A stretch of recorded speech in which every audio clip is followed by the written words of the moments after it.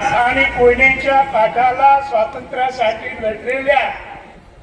ज्या हुतात्म्यांनी तळमळीनं कार्य केलं त्यांच्या दृष्टिकोनातून डॉक्टर बाबासाहेब आंबेडकर यांच्या परंपरेतला एक विद्वान पुरुष हा भारताचा सर्वोच्च न्यायाधीश झाला आमच्या विदर्भातला, त्याबद्दल हुतात्म्याला झालेला हा आनंद आहे आणि हा पुरस्कार नसून त्यांनी तुम्हाला दिलेला आशीर्वाद आहे असाच आपण त्याचा अर्थ घ्यावा